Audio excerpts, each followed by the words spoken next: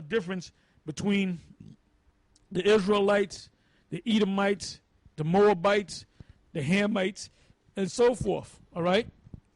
Go ahead. Jeremiah 17:4. And thou even thyself shalt discontinue from thine heritage that I gave thee, and I will cause thee to serve thine enemies in the land which thou knowest not, for you have kindled a fire in my anger which shall burn forever. Right, now give me the Apocrypha and get me 2nd Ezra, the 6th chapter. I believe it's the 54th verse. Go ahead. 2nd Ezra chapter 6 verse 54. And after these Adam also, whom thou madest Lord of all thy creatures, of him come we all, and the people also whom thou hast chosen.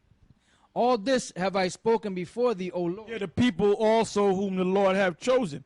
So out of all these different people that came out of the line of Adam, there was only one group of people that the Most High had chosen.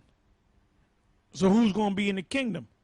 The ones that the people that the Most High chose, which is us, the Israelites. Go ahead. And this have I spoken before thee, O Lord, because thou madest the world for our sakes. Our sakes is talking about who? The Israelites, the chosen. The Most High made the world for our sakes. Go ahead. As for the other people, which also... How can you not understand that? As for the other people, who are the other people?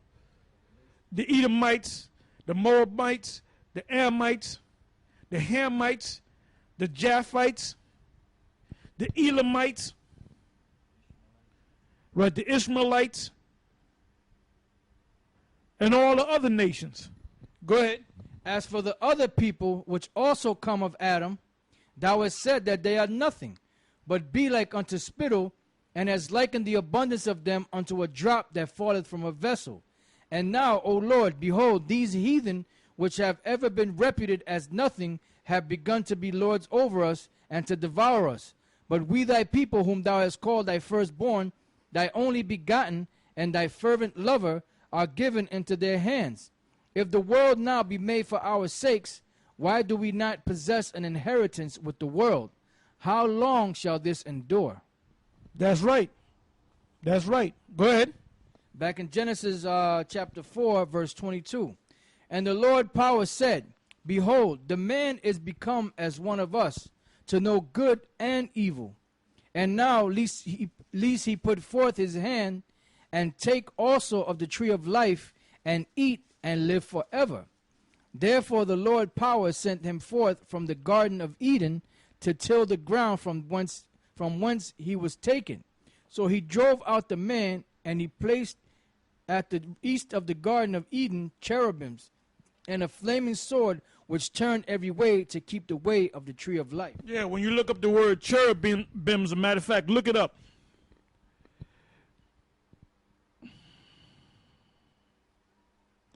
And there's a difference between the word cherubims and seraphims, all right? Yeah, the Hebrew word there for cherubim is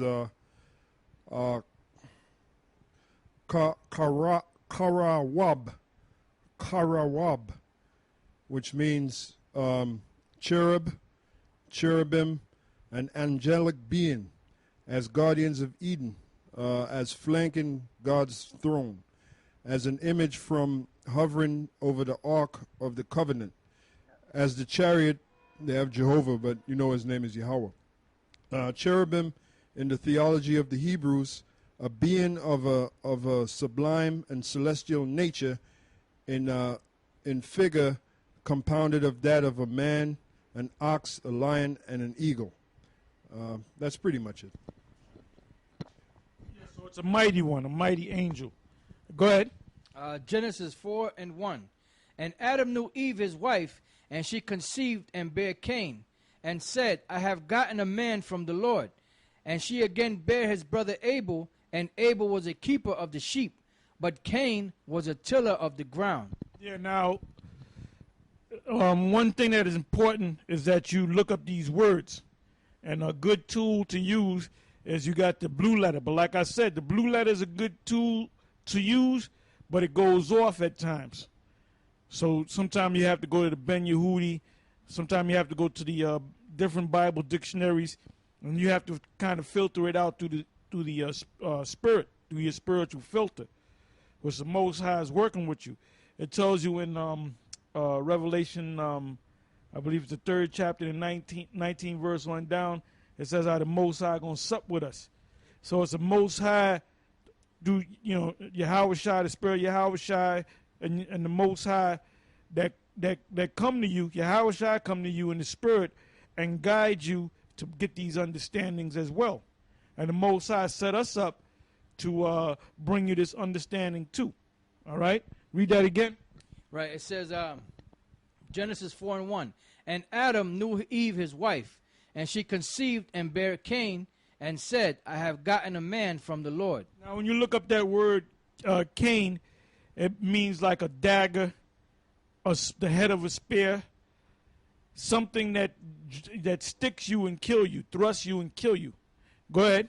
It says, and again bare his, and she again bare his brother Abel.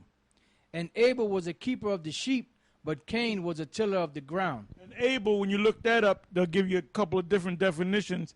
And loosely translated, it means transitory. Now, when you go to the blue letter, I think it's a different definition. What was the other definition? Well, breath is somewhat close, because what is a breath when you break it down? A breath comes out of your mouth in the cold. You see it through the cold in the air, and then it disappears. So breath is what? Also transitory. That's where you get the word transit, like the bus system, the train system. They're all called transit because you're waiting to get on this train or this bus, and it comes for a couple of seconds. You get on there and it goes. That's why if you run, you'll miss the bus or you'll miss the train, because it's transitory. All right. Excuse me, to back up Elder Tar, it's in the blue letter too, and you'll see it. It says commonly used of anything transitory, evanescent, frail. So both of these names that Adam gave both of his sons, and by the way, Adam was a dark-skinned man, Eve was a dark-skinned woman, so both of the sons were dark-skinned children. Now the spirit that's in Cain was the spirit of the damn devil.